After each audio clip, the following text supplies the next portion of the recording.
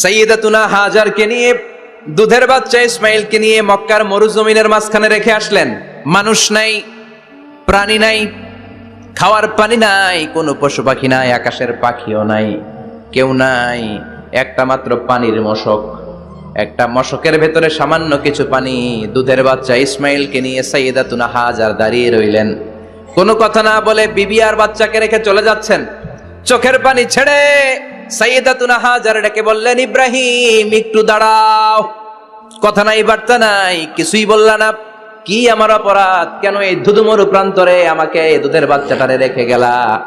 শুধু একটা কথাই জানতে চাইবো, এই যে আমাদেরকে রেখে পাষণ্ডের মতো তুমি চলে যাও, এটা কি তোমার নিজের ইচ্ছায় নাকি আল্লাহর ইচ্ছায়?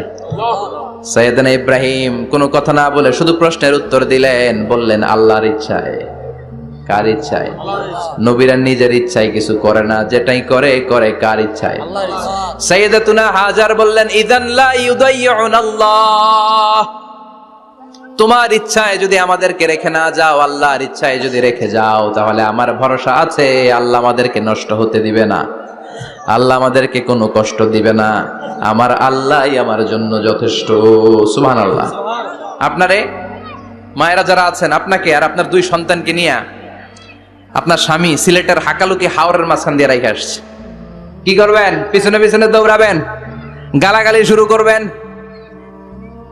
যদি বলে আল্লাহর ইচ্ছায় তোমারে রেখে গেলাম, জীবনেও মানতে চাবেন না, বলবেন তোরেও বাদ দিলাম, তোর আল্লাহরেও বাদ দিলাম।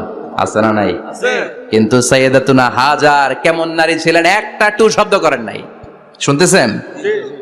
কেন ইমাজিন, কল্পনা করতে পারেন? ধুধুমরু প্রান্তর, খাওয়ার কিছু নাই, পান করার কিছু নাই, কথা বলার মতো একটা মানুষ নাই, রৌদ্রের তাপ মরুভূমির বালুর উপরে এমন ভাবে পড়ে। সৌদি আরবের মরুভূমি যারা দেখেছেন, প্রচন্ড বালুর মধ্যে চাল রেখে দিলে চালগুলো মুড়ি হয়ে যায়। ওই প্রচন্ড মরুভূমির মধ্যে দাঁড়িয়ে বললেন, যদি আল্লাহর ইচ্ছা হয়, আমার আল্লাহ আমার জন্য যথেষ্ট। ঠিকই আল্লাহ যথেষ্ট হয়েছেন। এই মহিলাকে দিয়ে মক্কা আবাদ হয়েছে। মক্কায় কোনো মানুষ থাকতো না, এখন মক্কায় গেলে জায়গা পাওয়া যায়। 25 লক্ষ লোক আমরা হজ করেছি এবার। প্রতিদিন 3 লক্ষ 4 লক্ষ মসজিদুল হারামে একসাথে জামাত। জুমার নামাজের দিন 5 লক্ষ 7 লক্ষ 10 লক্ষ হয়ে যায়। এতগুলো মানুষ আগে ছিল না। সব হলো সাইয়্যিদাতুনা হাজারের ইমানের ফসল। সুবহানাল্লাহ। এই নারী এখানে থাকলেন আল্লাহর উপর ভরসা করে, ইমানের পরীক্ষা দিতে লাগলেন। একদিনের ব্যবধানে খাওয়ার পানির মশকের পানি শেষ। ইসমাইল আলাইহিস সালামের পায়ের ধাক্কায় জমজমের পানি এলো। জুরহুম নামক একটা গোত্র যাচ্ছিল, তারা এসে ওনার হাতে মুরিদ হলো। সুবহানাল্লাহ। তারা এসে বলল, আমাদেরকে শুধু জমজমের পানি খেতে দেন, আপনি যা বলবেন সব আমরা মেনে নিলাম। শুরু হলো মক্কার আবাদ। হাজার হাজার মানুষ বাড়তে শুরু করলো, মক্কা শহরের এক্সপানশন হলো। গোটা বিশ্ব থেকে লক্ষ লক্ষ মানুষ এখন মক্কার দিকে ছুটে চিল্লায় বলেন, ঠিক কি না? এজন্য আমার মায়েরা অনেক লম্বা জীবনী। তার একটা ঘটনাই বললাম, সাইয়্যিদাতুনা হাজার, ওনার জীবনী থেকে আমার মায়েদের বোনেদের জন্য শিক্ষা। তাওয়াক্কুল আলাল্লাহ। বাঁচি আর মরি, সুস্থ থাকি আর অসুস্থ থাকি, বিপদে থাকি আর যেই কোনো সমস্যায় থাকি না কেন, ভরসা করতে হবে একজনের উপর। তিনি কে? আল্লাহ। আল্লাহর উপর যে ভরসার মতো ভরসা করতে জানে, আমার আল্লাহই তার জন্য যথেষ্ট। ঠিক কি না?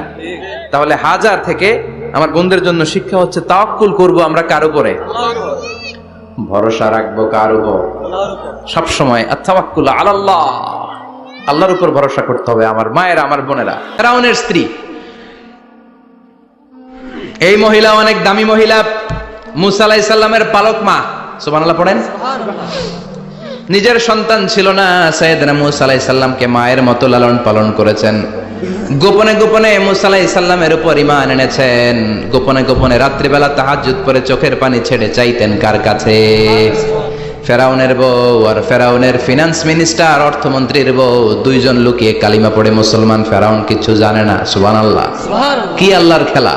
ফেরাউন লক্ষ লক্ষ বনি ইসরাইলের ছোট্ট বাচ্চাকে জবাই করেছে একটা বাচ্চাকে ঠেকানোর জন্য। নাম কি?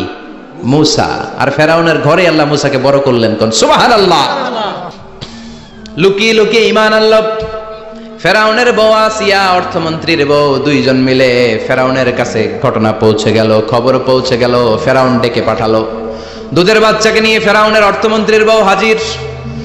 কুখ্যাত সন্ত্রাসী ফেরাউনের নিজের বউ আসিয়াও হাজির। ফেরাউন বলে, এক আল্লাহর উপর কুফরির ঘোষণা দে, আল্লাহকে ভুলে যা।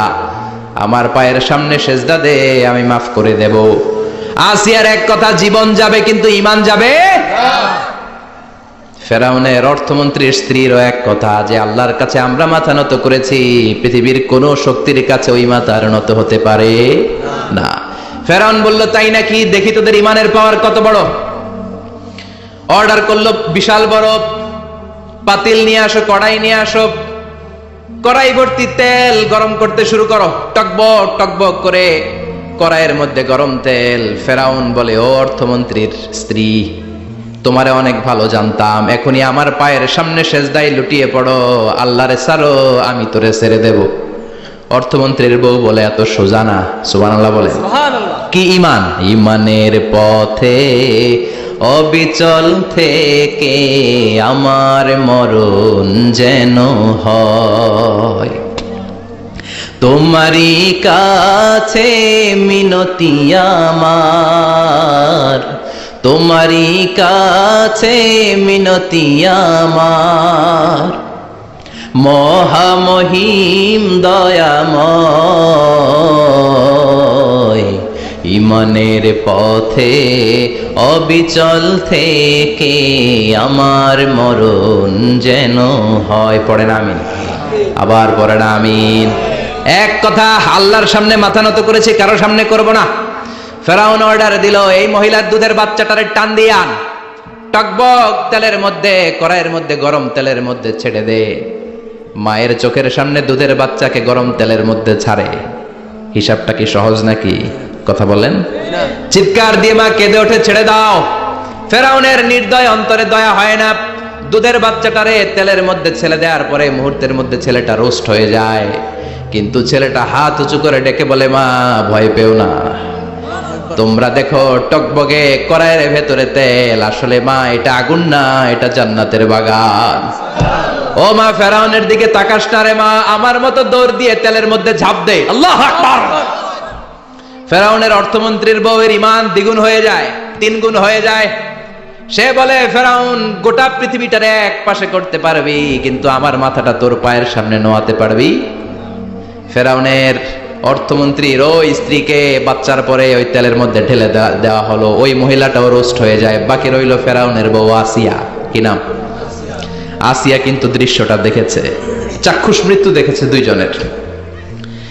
ফেরাউন বলে, আসিয়া, কত অন্তরঙ্গ সম্পর্ক আমাদের, আজীবন কত ভালোবাসা ছিল, কত খুনসুটি ছিল, কিন্তু আমার পায়ের মধ্যে সেজদা দিয়ে প্রমাণ কর তুই আমারে ভালোবাসিস। আসিয়ারও একই কথা, জীবন দিব কিন্তু ঈমান দিব না। ফেরাউন বলল, তোকেও আমি ছাড়বো না, তোকে আমি উলঙ্গ করব। হাজার হাজার মানুষের সামনে আসিয়ার কাপড় টেনে নেওয়া হলো, তক্তার মধ্যে শুইয়ে তক্তার মধ্যে হাতে পায়ে পেরেক মারা হলো। হাতের এই পাশ দিয়ে পেরেক ঢুকে ওই পাশ দিয়ে বেরোয়, তক্তার এ পাশ দিয়ে ঢুকে ও পাশ দিয়ে বেরোয়, ফিনকি দিয়ে রক্ত বের করে। আসিয়া সহ্য করতে না পেরে ডেকে বলে, আল্লাহ, ফেরাউন থেকে তুমি আমারে বাঁচাও। এই দোয়াটা সূরাতুত তাহরিমে আল্লাহ সরাসরি কোট করেছেন, রব্বিবনিলি ইনদাকা বাইতান ফিল জান্নাহ। ও আল্লাহ মালিক, তোমার পাশে জান্নাতে একটা ঘর বানায়া দিও। এরকম একটা সঙ্গীত আছে না নাই? এই সঙ্গীতটা সরাসরি সূরাতুত তাহরিম আসিয়ার দোয়া থেকে কোট করা হয়েছে। পড়েন সুবহানাল্লাহ। মালিক তুমি জান্নাতে, তোমার পাশে আমায় একটি ঘর বানিয়ে দিও, একটি ঘর বানিয়ে দিও, সে বিভীষিকাময় মহাদিনে তোমার প্রতিবেশী করে নিও। মালিক তুমি জান্নাতে, তোমার পাশে আমায় একটি ঘর বানিয়ে দিও, একটি ঘর বানিয়ে দিও। আল্লাহু আকবার। সেই 5000 বছর আগের দোয়া আজও আমরা তাফসীর মাহফিলে গান বানিয়ে বলি। 5000 বছর আগের কথা আজও আমরা কোরআনের আয়াত হিসেবে পড়ি। আল্লাহু আকবার। কি মাকবুল হয়েছেন মহিলাটা আল্লাহর দরবারে। আল্লাহরে বললেন, আল্লাহ শুধু তোমার ইবাদতের কারণে আজকে আমার এমন দশা উলঙ্গ হওয়া লাগলো, আমার হাতে পায়ে পেরেক ঠোকা হলো, আল্লাহ এখন গরম তেলের মধ্যে ছেড়ে দেয়া হবে, তুমি বাঁচাও। আল্লাহ বললেন, জিব্রাইল আমার জান্নাতটারে আসিয়ার চোখের সামনে তুলে ধর। আমার আসিয়া দুনিয়ার বুকে থেকে এই জান্নাত দেখে দেখে আমার মেহমান হয়ে আমার কাছে আসবে। আসিয়াকেও গরম তেলের মধ্যে ফেলে দেয়া হলো। দুনিয়ার বুকে থেকে জান্নাতের নমুনাটা দেখতে দেখতে সাইয়েদাতুনা আসিয়া আল্লাহর কাছে চলে গেলেন। পড়েন আল্লাহু আকবার। এজন্য ঈমানের পথে অবিচল থেকে আমার মরণ যেন হয়। পড়েন আমিন। আমিন। তাহলে আসিয়ার জীবনী থেকে আমার মায়েদের জন্য শিক্ষা হলো, ঈমান ছাড়া যাবে না, বেঈমান হয়ে মরা যাবে না, মাজারে গিয়ে মুশরিকাদের কাতারে নাম তোলা যাবে। ওই মায়েরা ঈমান কেমন করে রক্ষা করবেন? ঈমান কত বড় দামি জিনিস, ঈমান একজন নারীর মর্যাদা আল্লাহর কাছে কত বাড়িয়ে তোলে। আসিয়ার জীবনে এই শিক্ষাটা আছে না নাই? কথা কন, আছে। বোঝা যায়? বোঝা যায়? আসিয়ার জীবনী থেকে আমরা কি শিখলাম? ঈমান রক্ষা করতে হবে। জীবন যাবে, ঈমান যাবে, জীবন যাবে, ঈমান যাবে। এক সাহাবী বললেন, ইয়া রাসূলুল্লাহ, ইয়া হাবিবাল্লাহ, আমার ঘরে কেউ নাই, শুধু আমি থাকি আর আমার আম্মা থাকে। আস্তাযিনু আলা উম্মি, আমার মায়ের ঘরে যেতেও কি আমার অনুমতি লাগবে নাকি? আল্লাহর হাবিব বললেন, তুহিব্বু আন তারাহা উরিয়ানা, তুমি কি চাও নাকি তোমার মাকে তুমি উলঙ্গ দেখবে? সাহাবী বললেন, না, কশিন কালেও আমার মারে আমি উলঙ্গ দেখতে চাই না।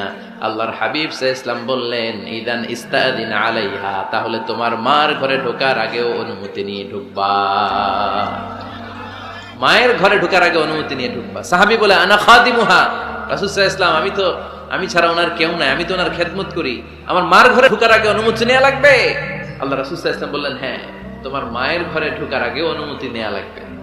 তাহলে মার ঘরে ঢোকার আগে যদি অনুমতি লাগে, বোনের ঘরে ঢোকার আগে তোর অনুমতির দরকার নেই? হ্যাঁ? ভাইয়ের ঘরে, ভাবির ঘরে, ভাবির ঘরে ঢুকবেন?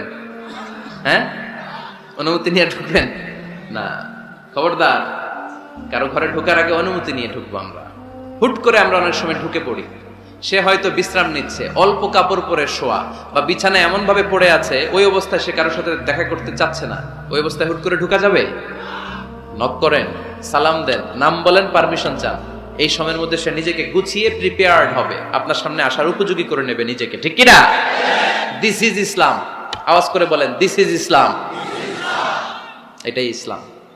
শুধু লম্বা দাড়ি রাখাই ইসলাম না, শুধু নামাজ পড়তে পড়তে কপালে দাগ ফেলানো ইসলাম না। কারো ঘরে ঢোকার আগে অনুমতি নিয়ে যাওয়ার নাম ইসলাম। কথা বুঝতে পেরেছেন? তাহলে কারো ঘরে ঢোকার আগে আগে পারমিশন নিব, সালাম দিব। হুট করে আজ থেকে কারো ঘরে ঢুকবো না। ইনশাআল্লাহ পড়বেন না? রব্বুল আলামিন এই সূরাটা শুরু করলেন ঈমানদারদেরকে ডেকে। এই সূরার মধ্যে রব্বুল আলামিন 5 বার ঈমানদারদেরকে ডাক দিয়েছেন, আর একবার গোটা বিশ্বের সব মানুষদেরকে ডাক দিয়েছেন। পড়েন সুবহানাল্লাহ। আল্লাহ বললেন, ইয়া আইয়ুহাল্লাযীনা আমানু লা তুকদ্দিমু বাইনা ইয়াদাইল্লাহি ওয়া রাসূলিহি ওয়াত্তাকুল্লাহ ইন্নাল্লাহা সামিউন আলীম। আল্লাহ বললেন, ও বিশ্বাসীরা শোনো, প্রথম গাইডলাইন, এই সমাজে যদি শান্তি চাও, সমাজটারে যদি সুন্দর বানাতে চাও, আল্লাহ আল্লাহর রাসূলের বিধানের উপরে কোনো কথা বলো না। আল্লাহ আল্লাহর রাসূল যেই বিধান দিয়েছেন ওই বিধানটাই ফাইনাল। আল্লাহ আল্লাহর রাসূল যা বলছে ওইটা ফাইনাল না, আমার যা মন চায় ওইটা ফাইনাল? কারটা ফাইনাল? আল্লাহ আল্লাহর রাসূলেরটা ফাইনাল। কোন বিশ্বাসী নারী, কোন বিশ্বাসী পুরুষ আল্লাহ আল্লাহর বিধান চলে আসার পরে মন গড়া কোনো কাজ করতে পারে নাকি? মুমিন নারী পুরুষ সব সময় ওই বিধান পালন করে যেই বিধানটা আমাদের জন্য ফরজ করেছে কে? আল্লাহ আল্লাহ রাসূল যা বলেছে এটাই ফাইনাল। খবরদার, আল্লাহ এবং আল্লাহ রাসূলের দেয়া কোনো বিধানকে টপকে যেও না। Don't try to be over smart, বেশি স্মার্ট হতে যেও না। যতটুকু ইসলাম দিয়েছে ওইটার মধ্যেই থাকো। ইসলামের চেয়ে বেশি স্মার্ট কোনো কিছু হতে পারে? ইসলামের চাইতে কোনো কিছু বেশি মডার্ন হতে পারে? আল্লাহর দেয়া, আল্লাহ রাসূলের দেয়া কোনো আইনের চেয়ে কোনো স্মার্ট আইন পৃথিবীবাসী বানাতে পারে? এজন্য আল্লাহ বললেন, ওয়ামা কানা লিমুমিনিন ওয়ালা মুমিনাতিন ইযা কাদাল্লাহু ওয়া রাসূলুহু আমরান أن يكون لهم الخيرة من أمرهم আল্লাহ আল্লাহ রাসূলের বিধান যখন জানা হয়ে যায়, কোন মুমিন বান্দা বান্দি তাদের আর নিজেদের পক্ষ থেকে কোনো অপশন থাকে না, কোনো চয়েস নাই। আমার আল্লাহ বলেছে 5 ওয়াক্ত নামাজ জামাতের সাথে পড়ো, এর উপর আমাদের কোনো কথা আছে নাকি? আল্লাহ নারীদেরকে বললেন হিজাব পরে রাস্তায় বের হও, এর উপরে কোনো কথা আছে নাকি? আল্লাহ বললেন সমাজের ফিনান্সিয়াল ট্রানজাকশন গুলো ব্যবসার মাধ্যমে হবে, কোনো সুদের কারবার চলবে না, এর উপরে মুমিনদের কোনো কথা আছে নাকি? আল্লাহ আল্লাহ রাসূল যেটা বলেছে ওইটাই ফাইনাল, ওইটাই সবচেয়ে শ্রেষ্ঠ। খেয়াল রাখবেন, এর চেয়ে বেশি শ্রেষ্ঠ হতে পারে। এক সাহাবী বললেন আমি সারা রাত তাহাজ্জুদ পড়বো, ঘুমাবো না। এক সাহাবী বলল আমি আর স্ত্রীদের কাছে যাব না। আরেক সাহাবী বলল সারা বছর আমি রোজা রাখবো, আমি কোনোদিন রোজা ভাঙবো না। আল্লাহ রাসূল সাল্লাল্লাহু আলাইহি ওয়াসাল্লাম রেগে গেলেন, কারণ আল্লাহ রাসূল সাল্লাল্লাহু কি এগুলো শিখাইছেন আমাদেরকে? সারা রাত তাহাজ্জুদ এগুলো শিখাইছে? সারা বছর রোজা শিখাইছে? স্ত্রীদের থেকে আলাদা দূরে দূরে থাকা এগুলো শিখাইছে? রাসূল সাল্লাল্লাহু আলাইহি ওয়াসাল্লাম রেগে গেলেন। দেখেন what a check and balance, Islam কতটা ভারসাম্যপূর্ণ জীবন ব্যবস্থা। আল্লাহ রাসূল সাল্লাল্লাহু আলাইহি ওয়াসাল্লাম ডেকে বলেন কার এত সাহস যে বলেছে সারা রাত তাহাজ্জুদ পড়বে? কই, আমি নবী তো সারা রাত তাহাজ্জুদ পড়ি না, আমি নবী তো তাহাজ্জুদ পড়ি আবার ঘুমাই, তো আমি ঘুমাইয়া আল্লাহর এত বড় প্রিয় বান্দা হতে পারি, তোমার সমস্যা কোথায়? আমি নবী হয়ে 11 জন স্ত্রীর সাথে মেলামেশা করতে পারি, তোমার মিশতে সমস্যা কোথায়? আমি নবী রোজা রাখি, আবার মাঝে মাঝে রোজা রাখি না, দিনের বেলা খাই, এভাবে মানতে তোমার সমস্যা কোথায়? ইন্নী লা আখশাকুম লিল্লাহি ওয়া আতকাকুম লাহু, আমি নবী সবার চাইতে বেশি আল্লাহরে চিনি, আমার নবীর চাইতে আল্লাহরে বেশি কেউ চিনে? আরে নবী তো আমাদেরকে আল্লাহকে চিনিয়ে দিয়েছে, চিল্লায় বলেন ঠিক কি না? আমার নবীর চাইতে কেউ বেশি বুজুর্গ হতে পারবে না, আমার রাসূলের চাইতে কেউ বেশি আল্লাহ আল্লাহ হতে পারবে। তার মানে রাসূল যতটুকু শিখিয়েছে অতটুকুই শ্রেষ্ঠ। এটা টপকিয়ে এটার উপর দিয়ে অ্যাডভান্স হয়ে সামনে যাওয়া যাবে? বেশি বোঝা যাবে না, খবরদার। রাসূল যেটা শিখিয়েছেন অতটুকুর মধ্যে থাকতে হবে, তাহলে কল্যাণ আর বরকত দিবে কে? মাগরিবের ফরজ নামাজ কয় রাকাত? কয় রাকাত? কেউ যদি বলে আমি অনেক বড় আল্লাহর ওলি, আমি 5 রাকাত পড়বো সব বেশির জন্য, হ্যাঁ কি কয়? হবে না। 5 রাকাত তো সেজদা কয়েকটা বেশি আছে, এটার মধ্যে রুকু কয়েকটা বেশি, কষ্টও বেশি, হবে? কথা কয় না, হবে? রমাদানের 30 দিন রোজা রাখা ফরজ, আপনি যদি বলেন না রমজানে না রেখে এটা আমি শাবান জুলকাদ জুলহাজ 3 মাস টানা 90 দিন রেখে দিব, বেশি রাখবো আমি, হবে? হবে, কারণ বেশি বুঝছে। কারণ কি? আল্লাহ রাসূলের চাইতে বেশি বোঝা যাবে, আল্লাহ রাসূলের চাইতে বেশি বুজুর্গ সাজা যাবে। খবরদার, never be advanced from Allah and his রাসূল। আল্লাহ এবং আল্লাহ রাসূলের চাইতে আমরা অ্যাডভান্স হব না। আল্লাহ আল্লাহ রাসূল যা দিয়েছেন ওইটাই ফাইনাল। ওইটা কি ফাইনাল? আওয়াজ করে বলেন ওইটা কি? তাহলে সামাজিক সুখ সম্প্রীতির প্রধান মাধ্যম হচ্ছে আল্লাহ আল্লাহ রাসূল যা বলেছে এটাই আমরা মানব, এর উপর আমরা কোনো কথা বলতে চাই। বনু তামিম গোত্রের নেতা কে হবে? আল্লাহর হাবিব সাল্লাল্লাহু আলাইহি ওয়াসাল্লাম পরামর্শ করছিলেন। আবু বকর রাদিয়াল্লাহু তাআলা আনহু বললেন আমার মনে হয় এই লোকটা হইলে ভালো হয়। ওমরে ফারুক বলেন না, উনি না, আমার মতে এই লোকটা হইলে ভালো। সাইয়েদনা আবু বকর বললেন আরে না ওমর, তুমি বুঝো না, আমি যার কথা বলেছি সে হলে সবচেয়ে ভালো, তার মধ্যে নেতৃত্বের গুণ আছে। সাইয়েদনা ওমর ফারুক বলেন না, আপনি বুঝেন নাই, আপনার চেয়ে আমি ভালো বুঝছি, আমি যারে বলেছি সেই হবে নেতা। তর্ক আছে না নাই? এই তর্ক, কথার নাম কথা, কথার পিঠে কথা করতে করতে করতে করতে ওনাদের মধ্যে একটু ঝগড়ার একটা ভাব। বিশ্বনবী বসা, এই ঝগড়া করতে করতে সাউন্ড বড় হয়ে গেছে, এই উনি হবে, উনি বলে না উনি হবে। বিশ্বনবীর কণ্ঠের চাইতে কণ্ঠ উঁচু হয়ে গেল, আরশের উপর থেকে একটা ধমক দিলেন কে? আল্লাহ বললেন খবরদার লা তারফাউ আসওয়াতাকুম ফাওকা সাউতিন নবী, নবীর কণ্ঠের চাইতে কণ্ঠ উঁচু করো না। ওয়ালা তাজহারু লাহু বিল কওলি কাজহারি বা'দিকুম লিবা'দ আন তাহবাতা আমালুকুম ওয়া আনতুম লা তাশউরুন। নবীর কণ্ঠের চাইতে তোমাদের কণ্ঠ যদি উঁচু হয়ে যায়, তোমাদের সব নেক আমলগুলো আমি আল্লাহ বাতিল করে দেব। ধমকটা ছোট না বড়? ছোট না বড়? মনোযোগ আছে আপনাদের? যদি নবীর কণ্ঠের চাইতে তোমাদের কণ্ঠ বড় হয়, জীবনে যত ইবাদত করছো সব বাতিল, নামাজগুলো বাতিল, কাজে আসবে না। হজ করছো বাতিল, রোজা রেখেছো বাতিল, সব বাতিল। বেয়াদবি করেছো নবীর সাথে, চিল্লায় বলেন ঠিক কিনা? নবীর কণ্ঠের চাইতে নিচু হতে হবে কণ্ঠ। এই আয়াত আসার পরে সাহাবারা তো এমন ভয় পেলেন, এবার নবীর কাছেই কেউ আসে না। সুবহানাল্লাহ কইবেন না? ভয়ে আসে না, ভয়ে না জানি আমার কণ্ঠ আবার নবীর কণ্ঠের চাইতে উঁচু হয়ে যায়। ওমরে ফারুক রাদিয়াল্লাহু তাআলা আনহু ডানে ঘুরে বায়ে ঘুরে কাছে আসে না, আবু বকর রাদিয়াল্লাহু তাআলা আনহু ডানে ঘুরে বায়ে ঘুরে কাছে আসে না। আল্লাহর হাবিব ওমরে ফারুককে ডাক দিলেন, এই ওমর সামনে আসো, এদিকে আসো। ওমরে ফারুক আসলেন, কিন্তু ওমরে ফারুক এত আস্তে আস্তে কথা বলেন, বিশ্বনবী ওমরে ফারুকের কথা কানে শোনে না। সুবহানাল্লাহ নাই? এত আস্তে আস্তে ওমরে ফারুক কথা বলেন, বিশ্বনবী শুনতে পান না। ওমর কি বললা, একটু জোরে বলো না। ওমরে ফারুক একটু জোরে বললেন, তাও শুনেন না। বিশ্বনবী বললেন, আরেকটু সাউন্ড বড় করে বলো, আমি তো শুনি না, জোরে বলো। ভয়, কারণ কণ্ঠ যদি উঁচু হয়ে যায় আমার নবীর কণ্ঠের চাইতে জীবনের সব ইবাদত শেষ। এজন্য কথা কওয়ার দরকার নেই, ইবাদত গুলো ঠিকঠাক আওয়াজ করে পড়তে হবে, আল্লাহু আকবার। তাহলে 2 নাম্বার গাইডলাইন, লা তারফাউ আসওয়াতাকুম ফাওকা সাউতিন নবী, নবীর কণ্ঠের চাইতে কণ্ঠ উঁচু করো না। আপনারা হজ উমরা করেছেন কে কে দেখি?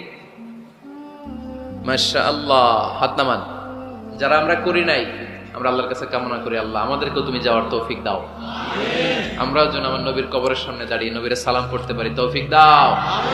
আমরাও যেন রাউদাতুম মিন রিয়াদিল জান্নাহে ঢুকে 2 রাকাত নামাজ পড়তে পারি, তৌফিক দাও।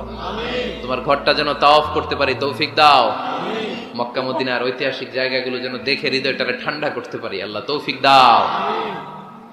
তো যারা গিয়েছেন তারা জানেন, মসজিদে নববীতে নামাজের পরে আপনারা যখন পূর্ব দিকে, প্রথম কাতারের পূর্ব দিকে সবাই লাইন ধরে যেতে যেতে প্রথমে বাম দিকে পড়ে রাউদাতুল মিন রিয়াদিল জান্নাহ, জান্নাতের বাগান সমূহ থেকে একটা বাগান। পুরো মসজিদে নববীর কার্পেটের এক কালার, ওই রাউদাতুল মিন রিয়াদিল জান্নাহর কার্পেটের আরেক কালার। আল্লাহ রাসূল সাল্লাল্লাহু আলাইহি ওয়াসাল্লামের ঘর আর মিম্বার এতটুকু জায়গাকে অন্য কালারের কার্পেট দেয়া হয়েছে। এটা দুনিয়ার বুকে জান্নাতের টুকরার মধ্যে থেকে একটা টুকরা। কোন সুবহানাল্লাহ। হাজিরা খুব ভিড় করে এখানে নামাজ পড়ার জন্য। এটা বাম দিকে পাবেন। এরপরে যেতে যেতে কিছু দূর যাওয়ার পরেই বাঁ দিকে পাবেন বিশ্বনবী সাল্লাল্লাহু আলাইহি ওয়াসাল্লামের কবর, আল কবর আশ শরীফ। আমার নবী এখানে শুয়ে আছে। যেই নবীর কথা আজীবন ওয়াজে শুনলেন, যেই নবীর নামাজের তাশাহুদে বসে সালাতু সালাম পড়ে শোনা, যেই নবীর জন্য দেহের তাজা রক্ত আমরা বিলিয়ে দিতে রাজি, ওই নবীর কবরের সামনে যে যখন দাঁড়াবেন আর ভাববেন আমার আর নবীর থেকে ব্যবধান 5-6 হাত, এখানে আমার নবী শুয়ে আছে, এইখানে আমি, আপনি কি ধৈর্য ধারণ করতে পারবেন? কথা বলেন, নিজেকে সামলে রাখতে পারবেন? আমার নবীর কোন উম্মত প্রথম যখন উমরা করতে যায়, হজ করতে যায়, নবীর কবরের সামনে দাঁড়িয়ে নিজেকে সামলে রাখতে পারে না, চিৎকার দিয়ে কান্না আসে, চোখ দিয়ে ধা ধা করে অশ্রু ঝরে। যেই নবীর ভালোবাসা আমার হৃদয়ের মধ্যখানে, আমার নবী নাকি শোয়া আছে এই জায়গায়, এই জায়গায় আমার নবী শোয়া, সহ্য হয় না, বুক ফেটে চিৎকার আসে, কিন্তু চিৎকার দেয়া যায় না। কারণ যে আয়াতের তাফসীর আপনাদেরকে শোনাচ্ছি, এই আয়াতটা বিশ্বনবীর কবরের উপরে লেখা, লা তারফাউ আসওয়াতাকুম ফাওকা সাউতিন নবী। তুমি নবীর দরবারে এসেছো, এখানে বড় গলায় আওয়াজ করে কোনো কথা বলা যাবে না, চিল্লায় বলেন ঠিক কি না? এই আয়াতটা আজও লেখা নবীর কবরের উপর, লা তারফাউ আসওয়াতাকুম ফাওকা সাউতিন নবী। এটা নবীর দরবার, এখানে চিৎকার চেঁচামেচি করে দুরূদ পড়া যাবে না, লাফালাফি করা যাবে না, ভদ্রভাবে আন্তরিকতার সাথে বিনয়ের সাথে নবীরে সালাম দিতে হবে। সুবহানাল্লাহ পড়ো। আল্লাহ রাসূল সাল্লাল্লাহু আলাইহি ওয়াসাল্লাম আমাদের থেকে বিদায় নিলেন, কিন্তু এই আয়াতের হুকুম আজও আছে না নাই?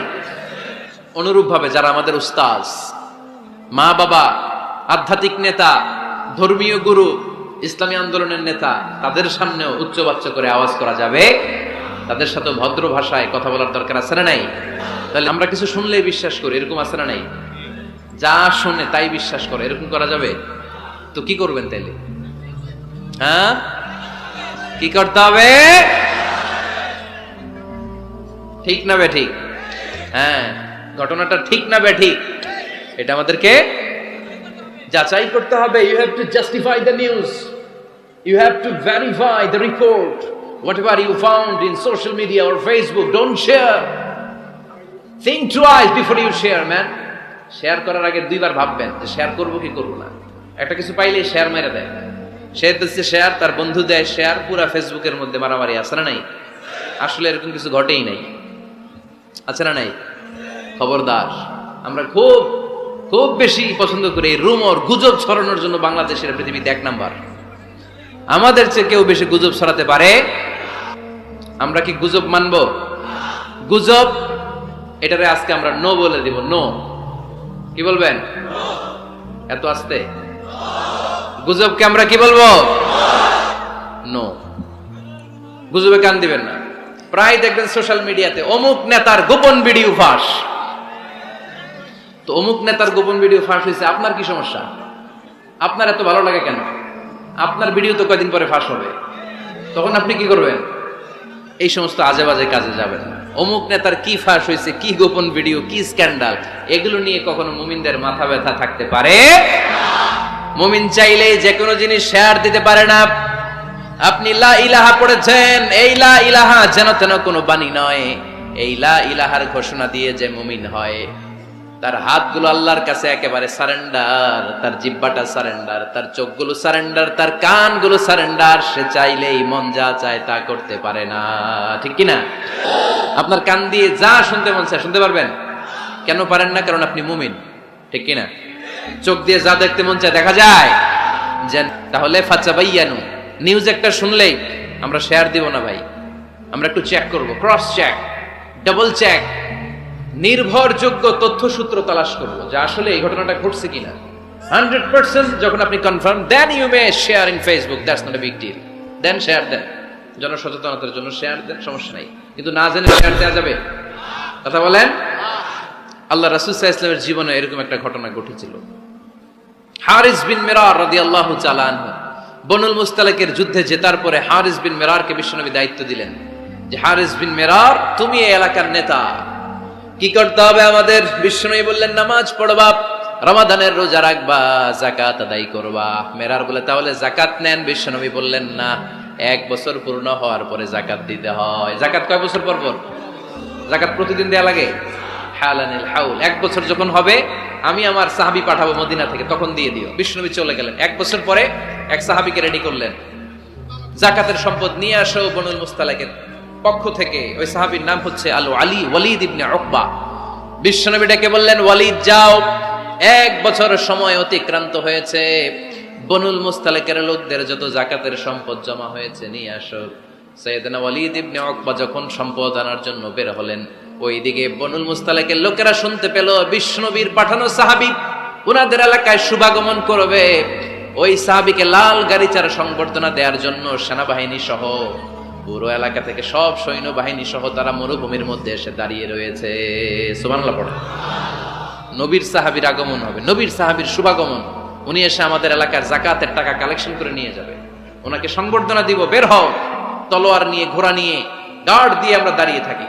তো মরুভূমিতে সবাই দাঁড়ায় আছে। আল ওয়ালিদ ইবনে উকবা মদিনা থেকে বিশাল রাস্তা পাড়ি দিয়ে যখন বনুল মুস্তালিকের এলাকার কাছাকাছি দূর থেকে দেখে তলোয়ার নিয়ে লোকজন দাঁড়ায় আছে। কি নিয়ে দাঁড়ায় আছে? উনি ভাবছে আমারে মারার জন্য দাঁড়ায় আছে। উনি মনে মনে ভাবলেন, বিশ্বনবী পাঠালেন যাকাত নেয়ার জন্য, যাকাত পরে নিব, আগে জান সামলাই।